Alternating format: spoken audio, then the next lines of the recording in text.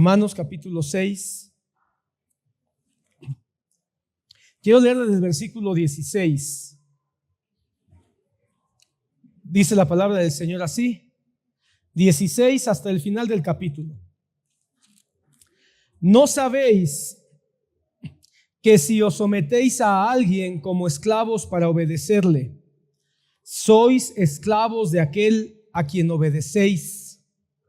Sois esclavos de aquel a quien obedecéis, sea del pecado para muerte, o sea de la obediencia para justicia. Pero gracias a Dios, que aunque erais esclavos del pecado, habéis obedecido de corazón a aquella forma de doctrina a la cual fuisteis entregados, y libertados del pecado, vinisteis a ser siervos de la justicia. Hablo como humano, por vuestra humana debilidad, que así como para iniquidad presentasteis vuestros miembros para servir a la inmundicia y a la iniquidad, así ahora para santificación presentad vuestros miembros para servir a la justicia. Porque cuando erais esclavos del pecado, erais libres acerca de la justicia.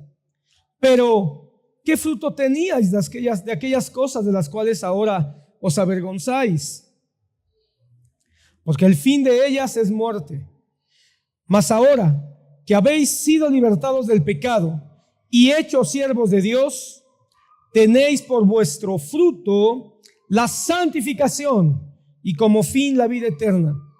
Porque la paga del pecado es muerte, mas la dádiva de Dios es vida eterna en Cristo Jesús, Señor nuestro. Quiero comenzar con una pregunta. ¿Y tú de quién eres esclavo? Ser esclavo significa ser servidor o sirviente de algo o de alguien. Ser servidor permanente de algo o de alguien, sea del pecado y de sus consecuencias, o sea de Dios y su justicia. Eso es lo que habla Romanos, hermano. Cuando tú lees Romanos, tú ves que hace un contraste Pablo y dice: o somos esclavos del pecado o somos esclavos de la justicia. No hay términos medios. O somos esclavos del pecado y sus consecuencias, o somos esclavos de Dios y de su justicia. Ahora, aunque el acto de la liberación ha venido de Cristo Jesús, ya estando en esta posición, hermano, donde Cristo nos ha hecho libres, tenemos que tomar una decisión. De alguna manera, hermano, hasta cierto punto, tomamos y seguimos tomando decisiones de a quién queremos ser esclavos. Ya como creyentes, hermano, ya como hijos de Dios, tomamos decisión de quién o de qué queremos ser esclavos. Si como iglesia pudiéramos darnos cuenta que todos los días ya fuimos libertados por Cristo, pero todos los días tenemos que tomar una decisión de a quién queremos ser esclavos, y pudiéramos nosotros responder esa pregunta todos los días con sinceridad, quizá tendríamos un freno para volver constantemente a ser esclavos de aquellas cosas que se supone ya fuimos libertados. Hoy quiero que hablemos un poquito de qué nos libertó el Señor. Porque a veces nos quedamos solamente con unas ideas. Si ya fuimos libertados para ser en este estado de libertad, voluntariamente ser esclavos del Señor, ¿de qué nos libertó el Señor para que ahora nosotros nos hagamos esclavos de Él? ¿Sí lo ves? ¿De qué nos libertó el Señor para que ahora voluntariamente queramos ser esclavos del Señor? El Señor ya nos libertó de la muerte eterna, ¿de acuerdo? Ok. Ya nos libertó de la condenación eterna en el lago de fuego. ¿Estamos de acuerdo? Todavía más glorioso, hermano, hemos sido libertados de la ira de Dios. Que al final la ira de Dios se manifiesta con la muerte eterna y con la condenación eterna. Es la ira de Dios lo que provoca que seamos condenados. Pero ya fuimos libertados de la ira de Dios. Eso es algo glorioso, hermano. Nunca más el pensamiento de un Dios iracundo, molesto. Nunca más, hermano. Al menos no con nosotros. La ira de Dios se sigue manifestando en el mundo. Pero si el Señor nos libertó de todo esto, ¿qué es lo que viene en el futuro? Porque mira, ya nos libertó de la muerte eterna, de la condenación eterna, del lago de fuego, del infierno. Pero todo eso son cosas que vendrán en el futuro. Pero Él ya nos libertó también de algo que estaba en nuestro pasado o debería quedarse en nuestro pasado. Y es de lo que el apóstol Pablo está hablando y es lo que quiero hoy puntualizar. Este es el punto central, hermano. Hemos sido libertados del pecado, de la esclavitud del pecado. Si yo preguntara hoy a cada uno de ustedes qué es pecado, cómo defines pecado, ¿cuántos responderían? Yo creo que el pecado es.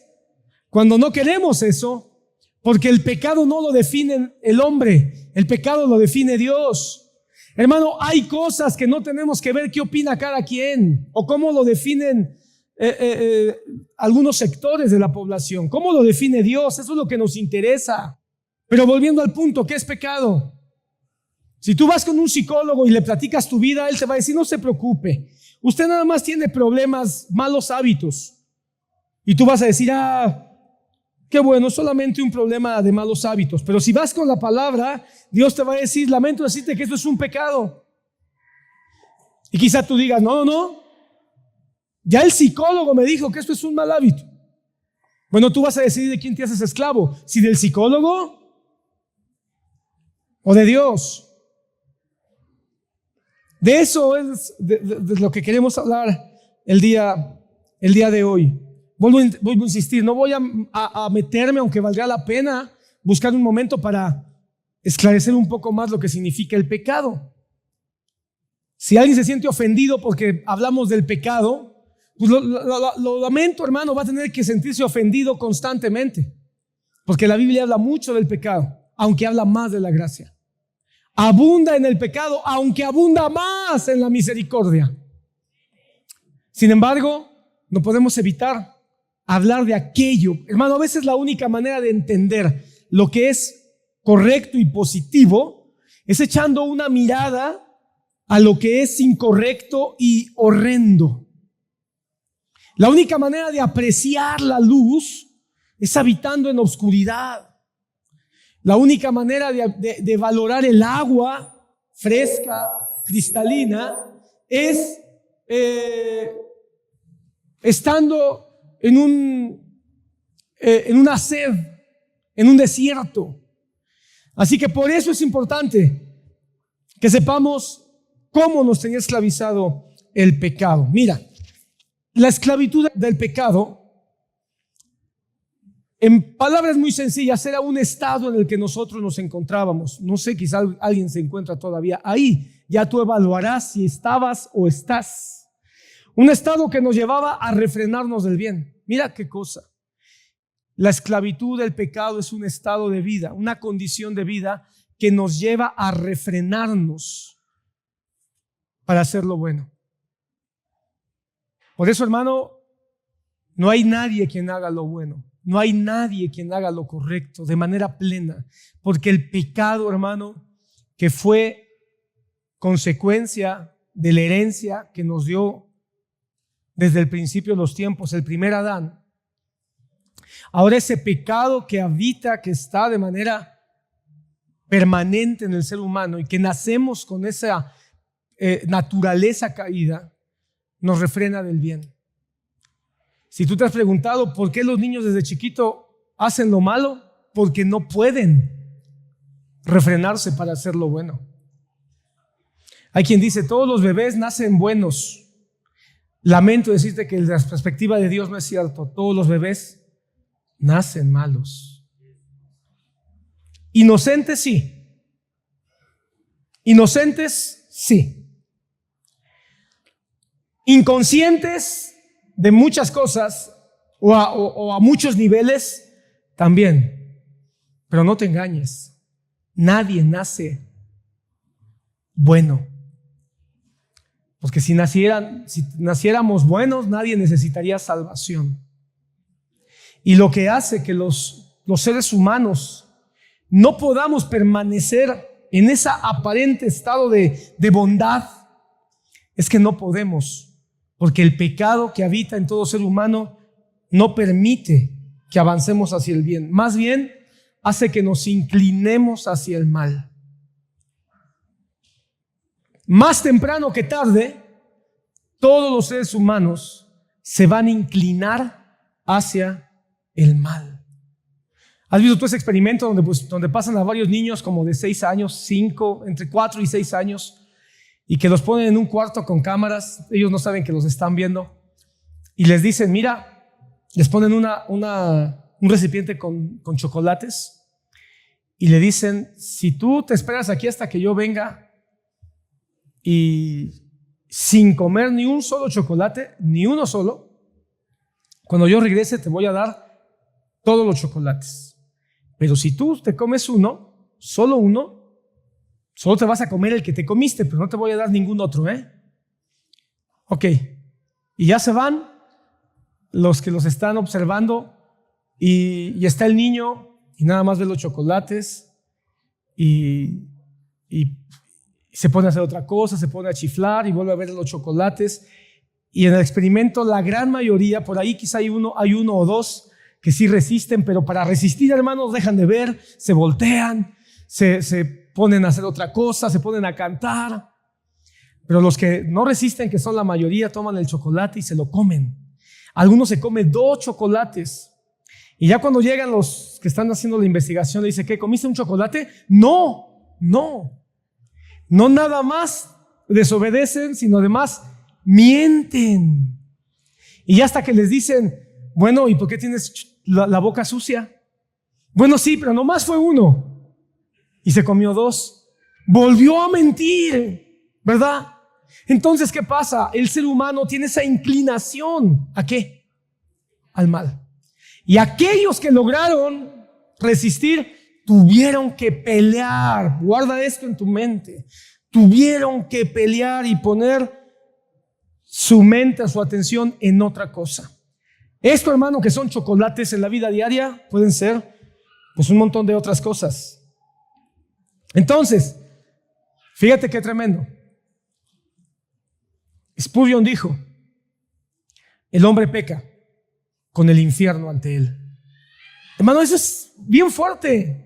El hombre peca con el infierno ante él. En otras palabras, ni saber que hay un infierno evita que el hombre deje de pecar. Ni saber que está el diablo ahí hace que el hombre deje de pecar. ¿Por qué? Si estamos viendo la consecuencia, si estamos viendo el peligro, si estamos viendo que tiene un fin desastroso, ¿por qué no nos detenemos? Porque no podemos, porque somos esclavos. O éramos o somos, depende, cada quien evalúese, del pecado. Ahora mira, todo esclavo trabaja en circunstancias limitadas. Todo esclavo trabaja en circunstancias agobiantes. Eso es una realidad. Aún el esclavo por amor, en un sentido, sigue siendo un esclavo que no tiene toda la plenitud de libertad. Tiene todavía ciertas limitaciones. Pero cuando hablamos de un esclavo del pecado, donde el amo es malo, donde el amo es desalmado, donde el amo es perverso, no nada más se trabaja en condiciones limitadas, se trabajan en condiciones agobiantes, se trabaja en condiciones de desesperación, se trabaja en condiciones de desasosiego, se trabaja en condiciones de perturbación.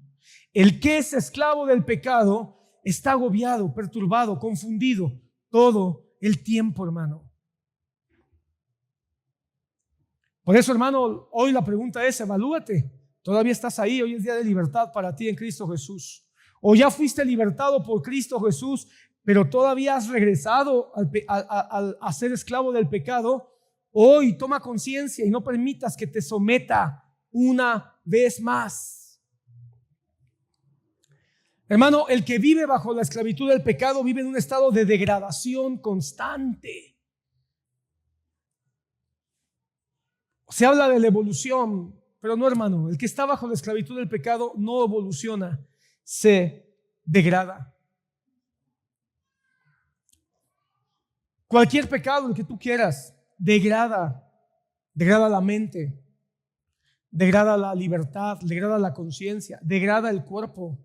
Podemos hablar de pecados muy claros, que son de los que más rápidamente destruyen, como una adicción. Porque una adicción, hermano, obviamente, el consumo de la droga te lleva a un pecado. Porque el pecado es el no amar tu cuerpo, no cuidar tu cuerpo que le pertenece al Señor. Pero cuando tú ves una adicción, hermano, tú ves la degradación muy rápido. Hay otros pecados que quizá la degradación no se mira tan rápido como estos, pero la degradación está ahí.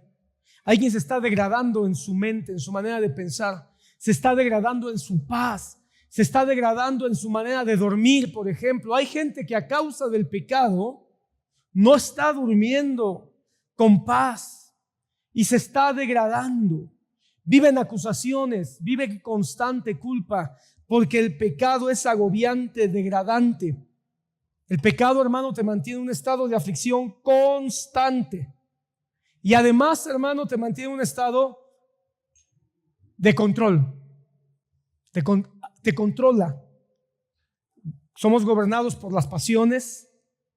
Somos gobernados por las insatisfacciones. En otras palabras, hermano, ¿quién es el promotor del pecado? Satanás. Así que el que está bajo la esclavitud del pecado está bajo el gobierno de Satanás. Todo aquel que está en esclavitud del pecado vive en un estado de intranquilidad. Todo aquel que está bajo la esclavitud del pecado vive en un estado de temor, de miedo constante. Todo aquel que está bajo la esclavitud del pecado vive en un estado de remordimiento, porque no lo quiere hacer, pero lo vuelve a hacer. Ya no quiere caer, pero vuelve a caer. Así que hay un estado constante de remordimiento y hay un estado constante de dolor. De dolor. Cuando hablamos del dolor, hermano, nuestra mejor referencia es cuando hemos enfermado de algo, que nos ha dolido el estómago, la cabeza, las articulaciones. Es el mejor entendimiento. Pero, hermano, te aseguro que el dolor que produce el pecado, la esclavitud al pecado, es un dolor mayor, más agudo que el dolor quizá por una herida, por una cortada que uno se pueda provocar. El que está bajo la esclavitud del pecado, hermano, llega un tiempo, hermano, que siente que no vale la pena esforzarse. Siente que no vale la pena esforzarse por hacer algo diferente, por hacer algo mejor. Porque el pecado es una esclavitud, hermano, que va acorralando. Así que, hermano, muchos que están bajo la influencia de la esclavitud del pecado, llega un momento en que dicen: ¿para qué me esfuerzo? Mejor me rindo. Ya. Lo peor que puedes cometer es pensar que tú eres tu pecado. Esto es lo peor que te puede pasar. Que tú digas: no puedo, ya lo intenté, ya hice esto, ya hice aquello, no puedo abandonar esta tendencia, esta bajeza. Entonces yo creo que soy esto. No, hermano. Mira, hermano, yo creo que hay programas como el programa de Alcohólicos Anónimos, que fue basado en conceptos bíblicos, que pueden tener, uno, buenas intenciones, dos, pueden tener buenas estrategias, pero tienen muchos errores, porque toda la vida le dicen a la persona alcohólica que es alcohólica. No hay esperanza. Sí, yo creo que es cierto, porque ellos dicen que el primer paso de los alcohólicos, ¿cuál es? Reconocer que tengo un problema. No le llaman pecado, ese es el primer problemita. Reconocer que tengo un problema, que tengo una enfermedad, que aunque ciertamente el alcoholismo se ha comprobado que tiene características de enfermedad, la enfermedad es el producto del pecado. Porque, hermano, el pecado produce consecuencias. Así que una persona alcohólica, sí es cierto, ya tiene una enfermedad, tiene una adicción, pero esa adicción vino por un pecado al que le llaman problema. Pero ¿sabes cuál es otro asunto que tienen? Que todo el tiempo dicen, tienes que reconocer que toda tu vida vas a ser alcohólico. ¿Cómo dicta la máxima de los alcohólicos? El alcoholismo es una enfermedad incurable, progresiva y mortal. Yo digo no.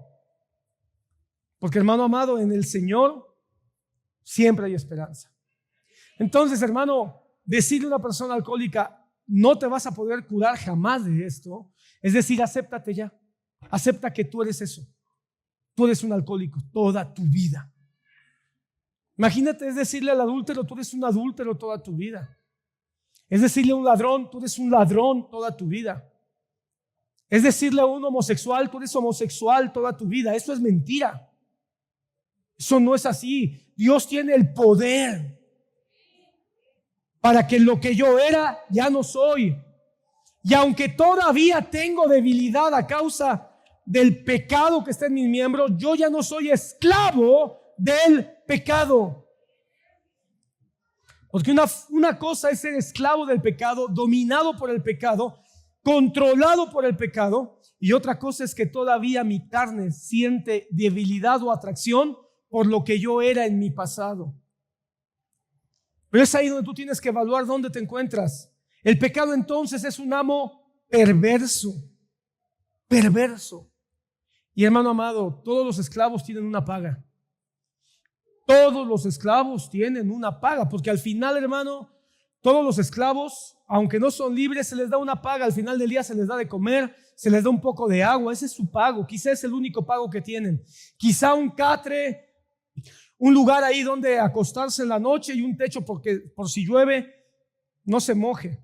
Pero ese es su pago, un pago quizá injusto, un pago quizá muy raquítico para todo el trabajo que se hizo, pero es esclavo, no es empleado. Como no es empleado, no puede negociar. Como es empleado, no puede exigir aumento salarial. Como no es empleado, no puede exigir apoyo de un sindicato. Es esclavo. Así que su pago es lo que te dé tu amo y te conformas con eso. El pecado es un amo perverso, pero cita un pago, porque los esclavos tienen un pago. ¿Cuál pago? El que el amo decide. ¿Cuál es la paga de un esclavo? El que el amo determina. No puede el esclavo pedir más. Nosotros las semanas anteriores hablamos de que cuando había un esclavo que decía, Señor, amo mío, me va bien contigo, te amo a mi esposa, amo a mis hijos. ¿Sabes por qué dice eso el esclavo por amor? Porque tiene buena paga. ¿Estás aquí? El esclavo por amor se hace esclavo por amor porque tiene buena paga, porque su amo, ¿qué significa que un esclavo le diga a su amo, te amo? ¿Qué significa eso? Te amo. ¿Qué significa que un esclavo le diga a su amo, me va bien contigo? ¿Qué significa? Que tiene buena paga. No la puede exigir, no la puede negociar, pero no hace falta. Porque le va bien. Tiene buena paga. Hermano, ¿sabes cómo lo veo yo? Como aquel que dice, ni pelearme. Si a mí me hubieran dado nada más pan, techo, comida y vestido, suficiente, pero no nada más eso, mi amo me da eso y me da más. Por eso, hermano, cuando como hijos de Dios hemos recibido salvación, vida eterna, con eso es más que suficiente. Pero no nada más nos da eso el Señor, nos da más. Nos bendice, hermano, con una casa, nos bendice con una familia, con una esposa, nos bendice, hermano, con un trabajo. Nos bendice, hermano, con pruebas para aprender lecciones de vida que nos van a ayudar después. Por eso yo no entiendo a los cristianos que cada culto vienen y se quejan y le reclaman a Dios. Por supuesto, eso no pasa aquí, porque aquí todos somos esclavos por amor. Pero yo he visto lugares, luego en televisión he visto ministros que le dicen: exíjale a Dios, exíjale, reclámele. Usted tiene derecho a exigirle a Dios. ¿Cómo? Pero nosotros, hermano, tenemos vida eterna. Veremos su rostro. Caminaremos en sus calles preciosas, llenas de paz, de seguridad. Seremos liberados de la gran tribulación. Estaremos en el milenio gobernando por Él por toda la eternidad. No puedo pedirle más. Si el Señor me da hoy un poquito más, es porque Él es un amo bueno, no porque yo lo merezca. Amén.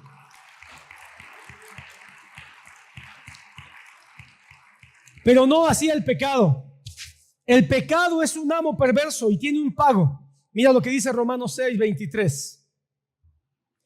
Porque la paga del pecado es muerte. Entonces el pecado sí paga. Tu amo, el pecado, si es que él todavía es tu amo, sí tiene una buena paga. Estar en el pecado te va a hacer sentir bien. Cometer un pecado te va a hacer sentir satisfecho de manera momentánea. Te va a hacer sentir que estás haciendo lo que tú quieres. Pero al final te va a venir el agobio. Te va a venir, hermano, la soledad. Te va a venir, hermano, el remordimiento. Y al final, la muerte. La paga, el resultado, la recompensa del pecado es la muerte. Y el primer entendimiento que debemos de tener de la muerte es la separación de Dios. Nos separa de Dios. Nos aísla de Dios.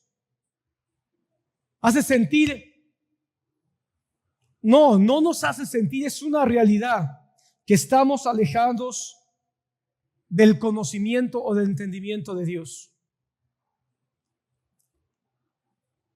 La paga entonces del pecado es la muerte y su fin de ser esclavos del pecado es el infierno. ¿Sabes tú, hermano, que Jesús es quien más habla del infierno en toda la Biblia? Cuando yo escucho predicadores en televisión, en internet, de esos que a muchos de ustedes les gusta escuchar todavía, y los escucho decir: es que no asustemos a la gente con el infierno, no hablemos del infierno. O hay quien dice: el infierno es aquí, el infierno son los problemas de esta vida, son las tribulaciones. O no hagamos que la gente se siente incómoda, no les hablemos del infierno. Pues entonces yo tendría que decir que esos predicadores son predicadores, no sé de quién, aunque me sospecho que de Satanás, pero no de Cristo. Porque el mayor predicador que habló del infierno en todo el Nuevo Testamento es Jesús. Entonces, si yo predico lo que Jesús predicó, tengo que hablar del infierno, un lugar de tormento eterno, un lugar de tormento permanente a causa o como consecuencia de los que fueron esclavos del pecado y no quisieron la libertad para ser esclavos de Jesús. ¿Sabes tú que muchos dicen: no, yo no quiero ser cristiano porque eso es mucho compromiso? Yo no quiero ser cristiano porque me van a prohibir cosas, porque me van a quitar cosas. Claro que te van a quitar cosas, porque el esclavo tiene su propia norma de lo que tienen que hacer los que son suyos. Pero mientras tú no quieres hacer cosas que el Señor Jesucristo nos pida, sigues haciendo las cosas que el pecado te obliga. Y la paga es muerte y el fin es el infierno. El que está bajo la esclavitud del pecado, irremediablemente va a pagar las consecuencias. E irremediablemente va a tener que pagar o cobrar y no va a poder escapar. El que está bajo la esclavitud del pecado está en completa incapacidad de escapar. El que está bajo la esclavitud del pecado está bajo la fuerza, bajo el dominio y el control de su amo y de su maestro. ¿Quién es su amo y su maestro? Satanás. Acompáñame a Oseas, capítulo 3. Oseas capítulo 3 dice, me dijo otra vez Jehová, estoy leyendo el versículo 1, ve, ama a una mujer amada de su compañero, aunque adúltera, como el amor de Jehová para con los hijos de Israel, los cuales miran dioses ajenos y aman tortas de pasas. La compré entonces para mí por 15 siclos de plata y 1,5 homer de cebada. Y le dije, tú serás mía durante muchos días, no fornicarás ni tomarás otro varón. Lo mismo haré yo contigo, porque muchos días estarán los hijos de Israel sin rey, sin príncipe y sin sacrificio, sin estatuas, sin efod y sin terafines. Después volverán los hijos de Israel y buscarán a Jehová su Dios y a David su rey, y temerán a Jehová y a su bondad en el fin de sus días. La historia de Oseas, hermano, es muy interesante. Yo te leí nada más el capítulo 3, pero si tú lees el capítulo 1 y el capítulo 2, el capítulo 1 es donde Dios le dice a Oseas que se case con esta mujer, Gomer se llama, Gomer, que se case con ella y que tenga hijos con ella, tiene hijos con ella, pero cuando le pone nombre a los hijos, le dice Dios a Oseas que le ponga 3 nombres, que son nombres que realmente hablan más de juicio que de bendición. Y Dios le dice, tus hijos van a tener nombre de juicio porque tu esposa te va a engañar, porque tu esposa te va a ser infiel, porque tu esposa se va a ir con otros amantes. Y así lo hizo. El capítulo 2, esta mujer se va. Y el Señor habla cómo su pueblo, aunque ha sido libertado, aunque ha sido rescatado, aunque ha sido tomado para ser su esposa, se vuelve a dioses, se vuelve a costumbres, se vuelve a prácticas. Y entonces Dios dice, mi corazón se duele cuando yo veo que mi pueblo, que mi esposa, vuelve y se mete adulterando y fornicando.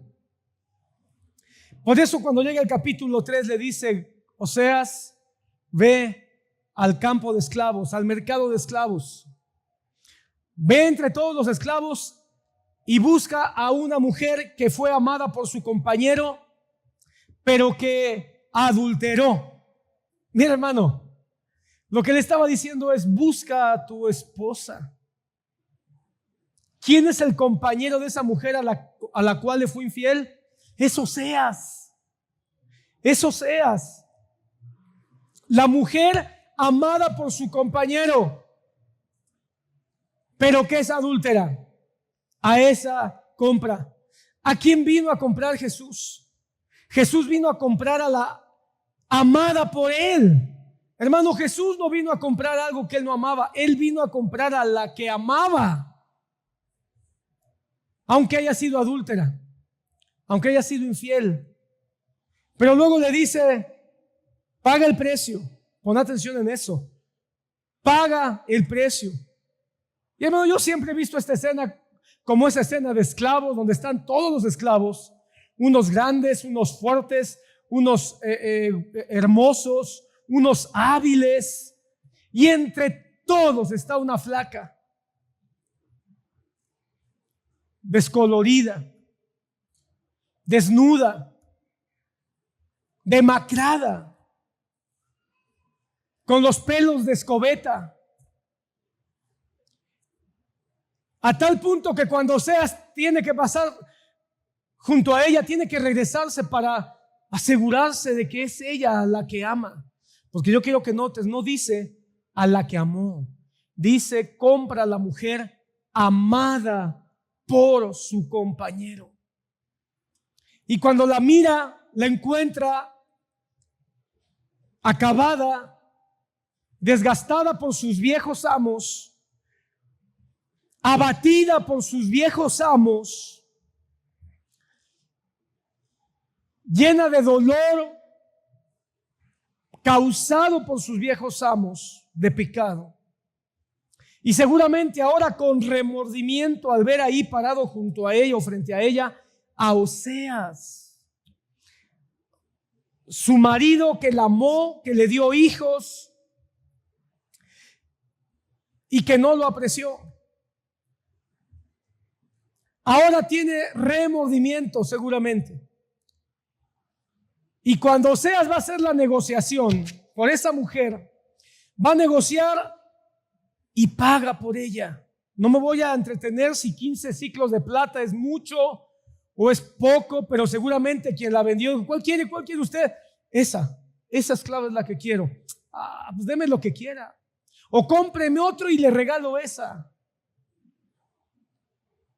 Pero dijo, no, le voy a dar 15 monedas de plata. Y el negociante dijo, ¿15? ¿Cómo 15? Bueno, si me hubiera dado 13, me hubiera aceptado, pero bueno, ya que insiste, deme 15 pues. 15 monedas de plata por la esclava en condiciones lamentables. Pero quiero que notes que esta mujer es una mujer que había venido ya del rescate, ya del matrimonio, pero había caído en prostitución, en adulterio. Hermanos, seamos honestos hoy. Hemos sido libertados, pero no sé si hay alguien aquí que pueda decir, pero todavía la esclavitud del pecado sigue tocando a mi puerta. ¿Sabes cuáles son los esclavos que siguen diciéndonos yo soy tu amo, aunque ya no son nuestro amo? ¿Cuáles son los amos que nos siguen gritando? Hay muchos, hermano, que nos dicen tú eres mío, me perteneces, tú no vas a cambiar. Hay muchos, cada quien tiene su propio antiguo amo y señor que de repente en las noches viene y te dice, te equivocas, tú eres lo que eras cuando estabas conmigo. Tú eres lo que tú haces cuando nadie te ve y te equivocas. Hermano, desde el trabajo, que puede ser algo muy apreciado, pero si el trabajo nos tiene esclavizados, a veces es la pareja. Podemos tener un amor a la pareja, hermano, desquiciado, desvirtuado, que es más importante la pareja que Dios y su palabra. A veces, hermano, es el estudio, la propia escuela nos puede mantener esclavizados y apartarnos de Dios, de su palabra. Por supuesto, hermano, los vicios, las adicciones. Hoy las redes sociales, ¿cuánto tiempo le dedicamos a las redes sociales? La comida, la pereza, la apariencia, esclavos de la apariencia.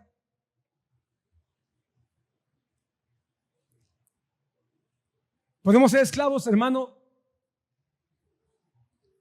del cómo nos vean los demás y que eso quiero que entiendas, que eso sea lo que nos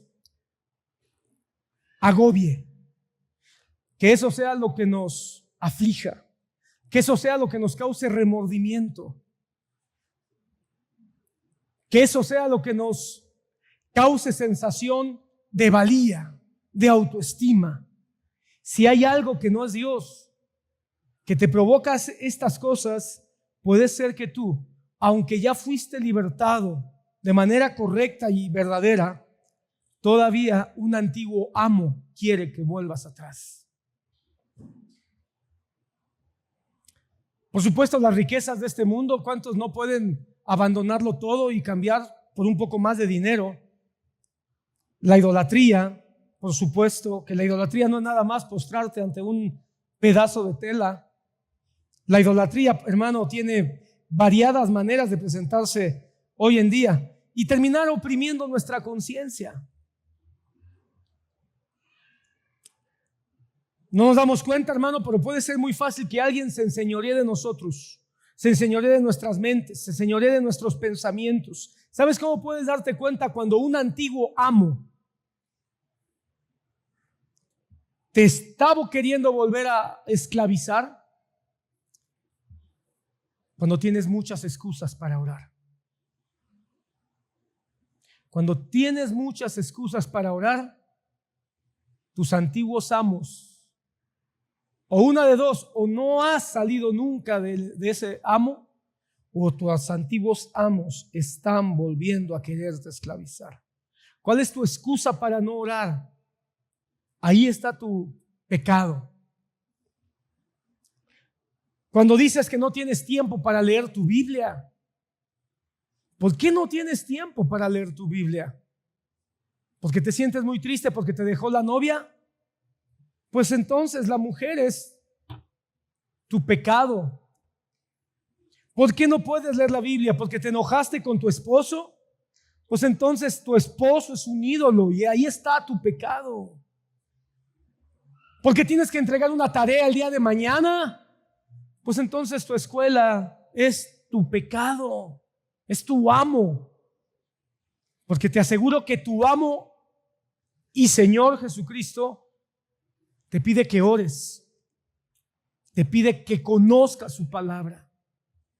Y cuando tú dices, estoy enojado, estoy triste, en el trabajo no me salen las cosas bien, me salen mal, cada vez que oro me va peor, y entonces dejas de orar, tu trabajo es tu pecado. ¿Estás en adulterio? ¿Estás fornicando? ¿Estás presa de la pornografía? Pues eso es tu pecado que te está esclavizando y te sientes acusado. Y como te sientes acusado, dices, no tengo tiempo para orar o no tengo tiempo para leer la Biblia, porque la acusación está sobre de ti. La esposa de Oseas, Gomer, vivía con todas estas emociones y sentimientos en un estado constante de agobio. Tu vida devocional va a marcar de una manera cómo se encuentra tu comunión con tu amo y Señor. Y por supuesto, cómo está tu vida espiritual en consecuencia. ¿Qué tenemos que hacer, hermano? Lo primero, recordar que ya hubo alguien que pagó. Ya hubo alguien que pagó. Ya hubo alguien que dijo, no se tenía que pagar nada, pero yo pago más. Cristo ya pagó el precio que tú no podías pagar. Cuando venga tu antiguo amo y Señor, o cuando tu amo y Señor llamado pecado, Satanás, te quiera dominar, si tú has tenido un encuentro con Cristo Jesús, tienes que recordarte primero a ti. Cristo ya pagó lo que yo no podía pagar, porque el pecado siempre te va a decir, págame. ¿Quieres ser libre? Págame. ¿Quieres salir de ese pecado? Págame. Demuestra que eres bueno. Demuestra que eres capaz. Demuestra que tú sí puedes. Demuestra que tú sí tienes valía. Y nos damos cuenta que no. Entonces ahí tenemos que recordar, Cristo ya pagó el precio que no podíamos. Él nos ha libertado, hermano, para poder escapar de donde nosotros estábamos encerrados. Él ha destruido la fuerza destructora de nuestro antiguo amo. Él es nuestro nuevo amo. Él es nuestro nuevo maestro, quien nos guía, quien nos enseña. Y ahora nosotros, voluntariamente, porque eso es maravilloso, el Señor dice, ya pagué. Encontré un pasaje en Deuteronomio, hermano, que valdría la pena profundizar más en él. Pero te lo comparto rápidamente, Deuteronomio 23, si no me equivoco, que dice, si un esclavo tuyo te abandona y se escapa, fíjate, hace 2 semanas vimos lo que dice la ley acerca del esclavo que quiere ser voluntariamente esclavo. Pero esta parte de Deuteronomio dice, si un esclavo tuyo se te escapa, no lo busques. No vayas por él. Y deja que habite en la ciudad que él quiera. Cuando yo leí eso dije, qué tremendo, en el sentido de, si nosotros somos esclavos del Señor, nos podemos escapar. Nos podemos escapar. Y la ley dice, cuando un esclavo se te escape, no vayas por él, déjalo. Pero cuando yo veo al buen pastor, yo digo, Ahora entiendo por qué tú eres más grande que la ley. Porque cuando veo el Nuevo Testamento dice, ¿se te va una oveja? Ve por ella. ¿Se te perdió la moneda? Búscala. Bueno, no tú, porque eso no nos queda a ti y a mí. Aquí no hay ningún buen pastor. Aquí no hay ningún buen pastor, hermano. El único pastor que hay ministerialmente hablando, o los únicos pastores que habemos, porque los ancianos son pastores también en un contexto ministerial, somos malos. El único buen pastor se llama Jesucristo. Así que por favor no me vengan con el asunto de, ay, es que usted es un buen pastor. No, usted está equivocado. Soy malo. No soy yo cuando me enojo. Ay. Y somos malos todos. Pero el buen pastor, cuando un esclavo lo abandona, el buen pastor sí va por ese esclavo. Busca la moneda que ya no sabe cuánto vale, que ya no sabe si sirve o no sirve, porque el pecado, la suciedad, la ha manchado. Eso fue lo que le pasó a esta mujer. Esta mujer era una oveja descarriada, una oveja manchada, ensuciada, hasta mordida por los perros y los lobos del campo. Esta mujer era una moneda sucia, empolvada, enlodada, llena de estiércol. ¿Alguna vez he sacado una moneda del estiércol? Yo no. Pero no dudaría que alguien diga, no, pues son mis 20 pesitos. Bueno, pues si eso te parece sucio, sí lo es. Y eso es lo que hizo Jesús. Una moneda perdida en el estiércol. Y fue por ella. Y removió cielo y tierra hasta encontrarla. Esta mujer es el hijo pródigo, que no valía nada, que se había perdido en sus vicios, sus pecados. Pero ahora su esposo Oseas viene como buen pastor y la lleva a casa. Ahora Oseas viene como la mujer que barre y encuentra la moneda enlodada y se la lleva a casa. Viene como el padre que sale a la mitad del camino, abre sus brazos y recibe al hijo perdido. ¿Qué piensas de Gomer? La Biblia no dice qué pasó con Gomer. Ya una vez le había sido infiel, ya una vez se había prostituido, ahora es una esclava del pecado, de la perdición, del abandono. Y ahora su esposo Gomer viene, paga por ella. Y cuando la pone frente a frente, yo no sé qué le habrá dicho, pero déjame imaginarme un posible diálogo entre Gomer y Oseas. Un posible diálogo. Gomer con la cabeza agachada, mirando al piso, avergonzada, llorando. Y Oseas tomándola de sus hombros, diciéndole, eres libre. Solo eso, eres libre. ¿Quién te golpeó? Ya no está. ¿Quién abusó de ti? Ya no está. ¿Quién te dejó sin comer y te dejó casi morir? Ya no está. Y déjame, hermano, solo pensar por un momento que la toma de los brazos y le dice, Gomer, eres libre. Quiero que sepas que tus hijos están bien, porque los 3 hijos que tuvieron los tenía Oseas. Y se dio media vuelta y empezó a caminar.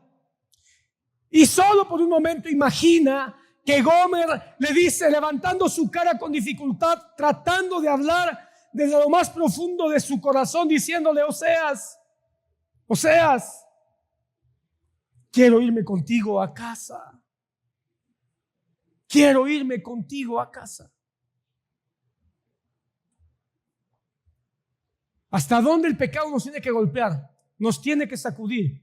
Nos tiene que agobiar para que le digamos a Jesús, Señor, quiero irme contigo a casa. Ya me libertaste, me amaste, me perdonaste. Me quiero ir contigo a casa. Quiero servirte. La Biblia no dice detalles, pero quiero solamente por un momento, imagínate a Gomer. Llegó a casa, ahí estaban sus hijos, que había abandonado, por cierto. Ahora, ¿qué iba a hacer Gomer? Iba a levantarse con una arrogancia y decirle, muy bien, Oseas, ahora dame mi mandado. Ahora dame un vestido a la moda. Ahora quiero que me des una copia de la tarjeta de crédito. ¿Acaso crees que Gomer iba a hacer algo así? En términos del sentido común, Gomer iba a llegar, a abrazar, a besar a sus hijos y a entender que ella estaba para decirle a su esposo: dime, ¿qué quieres que yo haga? ¿Cómo quieres que te sirva? ¿En dónde quieres que te sirva? ¿De qué manera quieres que yo esté apoyando? ¿No es eso lo que ahora el Señor espera de su iglesia? Él nos tomó de los brazos, llenos de pecado, de suciedad, y nos dijo: eres libre. Y ahora Él, hermano, subiendo a la cruz, la Biblia dice que pagó el precio. Si no me equivoco, es Corintios capítulo 7, el versículo no lo anoté, pero si no me equivoco es Corintios capítulo 7, que en sus primeros versículos dice: y no se olviden que por precio fuimos comprados. No se pagaron 17 ciclos de plata por ti. No fue un pan de cebada. Fueron 17 ciclos de plata y un pan de cebada para pagar el precio de Gomer, que seguramente tiene sus simbolismos y pudiéramos nosotros encontrar alguno, pero no me importa en este momento. Lo que sé es que el Señor no pagó 17 monedas de plata ni un pan de cebada. Él pagó con su propio cuerpo, con su propia sangre, hermano.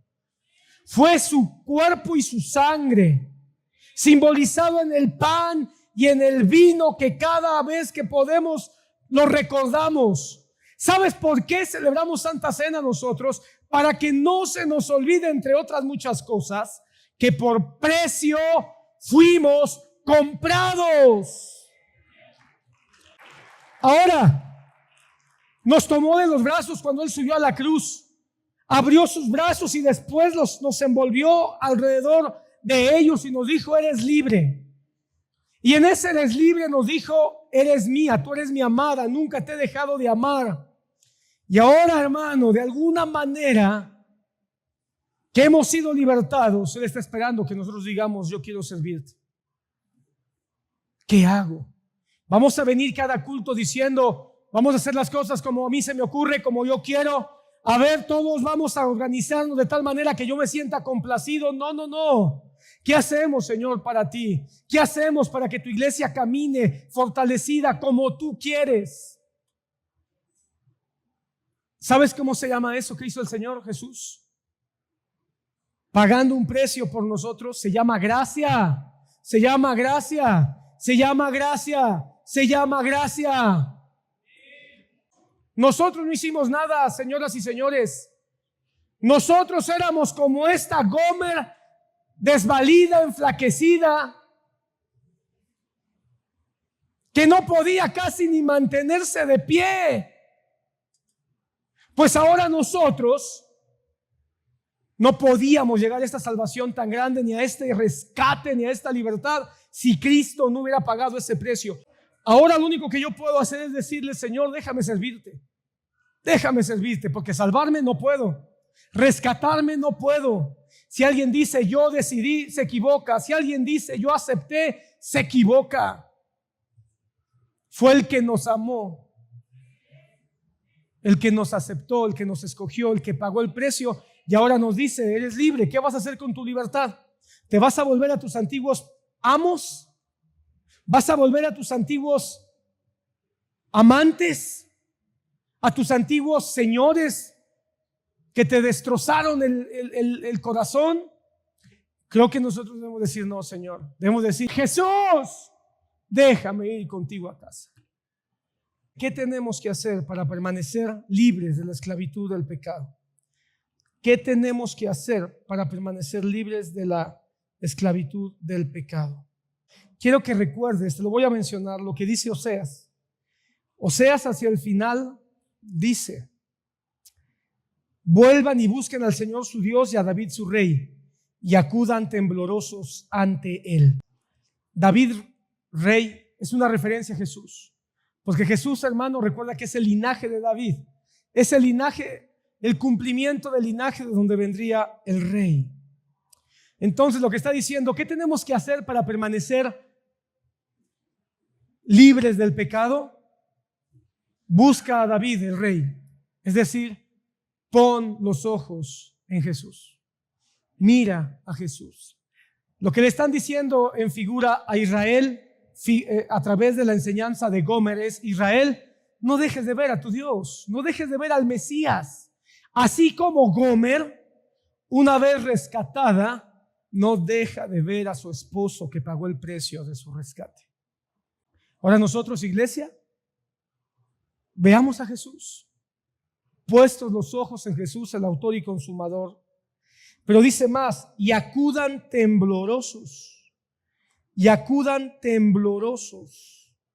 al Señor y a su bondad. Ve al Mesías y acude tembloroso. ¿A qué te suena eso, hermano? A respeto. Tembloroso es un respeto entendiendo su bondad, su amor, su misericordia. Temblar ante aquel que me extendió el rescate cuando no debía hacerlo. Temblar de gratitud, temblar de amor, temblar de emoción ante aquel que hizo algo que no tenía por qué hacerlo, pero quiso hacerlo. Ve ante el rey y tiembla ante su bondad. Casi siempre temblamos ante la maldad. Temblamos ante lo que es horroroso, lo que nos da mucho pavor. Pero, ¿qué te parece? Tiembla ante su bondad. La única manera que yo puedo tratar de empatar ese concepto a la luz de Romanos es con lo que el propio apóstol Pablo dice: obedece, obedece. Mirar a Jesús y temblar ante su bondad, la única manera que se me ocurre traducirlo es: voy a obedecerte. Mira lo que dice Pablo en Romanos capítulo 6, versículo 17. Pero gracias a Dios que aunque erais esclavos del pecado, habéis obedecido de corazón aquella forma de doctrina. Entonces la obediencia, hermano, la obediencia es la forma práctica de permanecer libres de la esclavitud del pecado. Ahora, ¿obedientes a qué? Número 1, obedientes a la doctrina. No es solo oír, sino hacer. Porque la doctrina, hermano, no es solo aprender palabra, es ponerla en práctica. La mejor doctrina implica mejor vida. Entonces es obediencia a la doctrina. No dice conociendo la doctrina. No es conocer, no es estudiar la doctrina. Es obedecerla. Y obedecerla es practicarla. Ok, ¿por qué es tan importante esto? Versículo 18 dice: porque libertados del pecado, viniste a ser siervos de la justicia. Hermano, la Biblia es nuestra guía. La Biblia es nuestra directriz. Solo por la Biblia, solo por lo que dice la palabra, vamos a poder desear servir a la justicia. No hay otra manera, hermano. Si nosotros nos apartamos de la Biblia, nos vamos a apartar de la justicia. Vamos a querer venganza, vamos a querer odiar, vamos a querer maldecir, vamos a querer hacer las cosas a nuestra manera. La única manera de servir a la justicia que tiene que ver con Cristo y su misericordia es con las Escrituras. Ellas son nuestra guía. Entonces, la primera parte, pon atención, de obedecer la doctrina es con la palabra como nuestra guía para caminar en justicia. Ahora, la segunda parte es entregando nuestros miembros al servicio del Señor. Entregando nuestros miembros al servicio del Señor. Entonces, por un lado, conocer las Escrituras porque ellas son mi guía. Pero lo segundo, para obedecer al Señor, es entregando nuestros miembros. Mira lo que dice el versículo 19. Hablo como humano por vuestra humana debilidad. que así como para iniquidad presentasteis vuestros miembros para servir a la inmundicia y a la iniquidad, así ahora para santificación presentad vuestros miembros para servir a la justicia. Entonces, hermano amado, ¿qué es presentar nuestros miembros?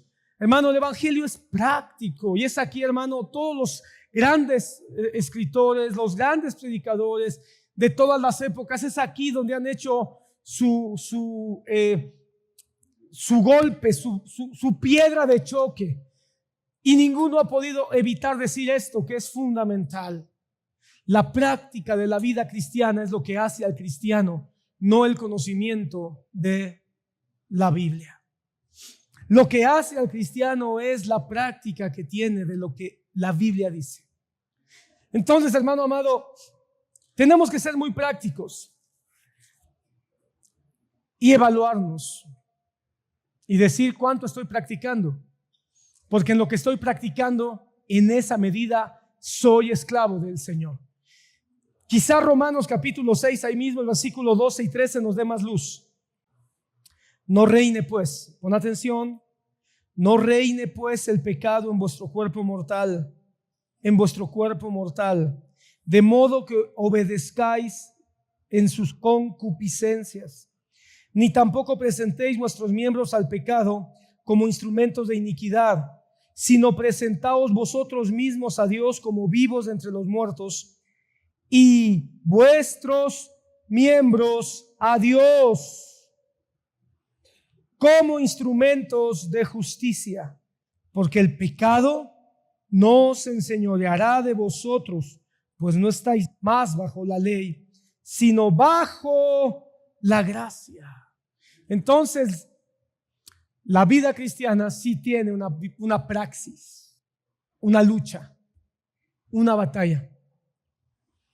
Entregar nuestros miembros, hermanos, es entregar nuestros sentidos, lo que vemos, lo que oímos, lo que tocamos, cómo caminamos. Cuida tus miembros. Cuando hables, cómo hablas. Cuando estás mirando, cómo estás mirando. ¿Qué tocas o qué quieres tocar? ¿Qué hablas o de quién quieres hablar? Hay una parte en Cantares que dice: oh, cuán bello es mi amado y cuán hermoso es su hablar. Si hermoseamos al amado porque habla hermoso, el amado quiere hermosear a su amada porque habla hermoso. Dice Corintios capítulo 9 versículo 25. Primera los Corintios capítulo 9 25 y 27. Y todo el que compite en los juegos se abstiene de todo. Ellos lo hacen para recibir una corona corruptible, pero nosotros una incorruptible. Pablo no está haciendo una metáfora sin aplicarlo a la vida real. Cuando él habla de los que pelean, cuando él habla de los que corren en el estadio, lo está aplicando a la vida real. Es una metáfora de la vida real. Y en la vida real Pablo dice: tenemos guerra, tenemos batalla, estamos en una competencia contra el diablo y contra el pecado. Ellos allá en el estadio pelean y compiten por una corona incorruptible, pero nosotros tenemos una corona prometida por Cristo Jesús, una corona allá en el cielo, un galardón eterno. Por tanto, yo de esta manera corro, no como sin tener una meta. Yo de esta manera peleo, no como dando golpes al aire, sino que golpeo mi cuerpo y lo hago mi esclavo. No sea que habiendo predicado a otros, yo mismo sea descalificado. Golpeo mi cuerpo y lo hago mi esclavo. Ah, qué interesante. Yo soy esclavo de Cristo, pero hay algo que tengo que hacer mi esclavo. Y eso que tengo que hacer mi esclavo es mi cuerpo. Por eso, hermano, nosotros alabamos con las manos, alabamos con nuestra boca cuando cantamos. Alabamos y adoramos al Señor cuando nos postramos en tierra y doblamos nuestras rodillas en el suelo, porque es una manera en que nuestro cuerpo está diciendo: es esclavo tuyo, Señor, todo mi ser te adora. Cuánto más cuando se trata también de pelear contra el pecado, cuando se trata de pelear contra lo que me es tentación. Golpeo mi cuerpo, amarro mi lengua, le hago un nudo a mis labios, detengo mis manos, freno mis ojos, detengo mis pies. Cuando me doy cuenta que quieren avanzar hacia el amo malévolo del pecado. Y todo esto, toda esta obediencia manifestada conociendo la doctrina y peleando contra el pecado, sometiendo mis miembros. Esto quiero subrayarlo, hermano. Si alguien piensa, soy cristiano por dentro, pero por fuera soy libre, te engañas. Por dentro soy espiritual, pero por fuera tengo libertad. Te engañas. ¿Qué crees que significa? Y no quiero tardarme, solo lo menciono, quizás lo abondemos más en las próximas semanas, pero ¿qué querrá decir el Señor cuando dice que yo, en la libertad que yo tengo, debo de cuidar qué comer o qué no comer por causa de los débiles? Lo que está diciendo es, yo tengo libertad de comer carne. Literalmente ese es el pasaje. Pero si yo me encuentro con un hermano débil en la fe que apenas está llegando al Señor y que le es problema comer carne, yo hago esclavo mi apetito. Hago esclavo mi estómago que quiere comerse carne y le digo a mi estómago, mira estómago, tú eres mi esclavo, yo no soy tu esclavo. Tú estómago que quieres comer carne, eres mi esclavo. En este momento no vamos a comer carne porque hay un hermano al que le voy a predicar. Y en este momento él trae un antecedente cultural, un antecedente de vida, un antecedente de historia, que le es un problema comer carne. Así que tú y yo no comemos carne, no porque seamos vegetarianos, ni mucho menos veganos. Sencillamente en este momento te someto para ver si alcanzamos a este. ¿Sabes cómo lo traslado al siglo XX?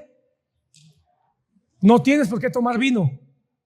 Quieres tomar vino y quieres tomarte una copa de vino, pero entiende que en esta reunión en la que tú estás asistiendo, es mejor que no tomes vino, que sometas tu cuerpo y no tomes vino, porque los que van a estar alrededor, que su cultura les dice que el vino es una manera no solo de socializar, sino además de embriagarse, tú les vas a decir que no necesitas el vino ni para sociabilizar, ni para ser feliz, ni para avanzar. Y al tú someterte y no participar de aquello que para ellos les va a ser razón para justificar su debilidad, entonces vas a poder tener espacio para acceder a ellos. Hay muchas cosas que podemos hacer o debemos evitar hacer. Muchas porque son pecaminosas y otras por ganar a nuestros hermanos. Y al final de todo esto, dice el versículo 17, a Dios sean dadas las gracias. Tenemos que terminar, hermano, el culto de hoy dándole gracias a Dios, porque ya no somos esclavos del pecado, porque ya no somos esclavos de ese amo malévolo, terrorífico, agobiante, sino que ahora en esta libertad, mira hermano, no somos esclavos para vivir en agobio ya. Si tú sigues agobiado, hay un problema. Ya no tienes por qué vivir en angustia. Ya no tienes por qué vivir en remordimiento. Tienes que vivir en gozo. Tienes que vivir en paz. Tienes que vivir en perfecta libertad. Tienes que vivir en una existencia llena de gozo y de gratitud. Pero ¿sabes qué más, hermano? Debes de vivir con una gran alegría porque tienes una perspectiva celestial. Tienes una perspectiva que te impulsa ya no a lo carnal y a lo mundano, sino a lo eterno y a lo celestial.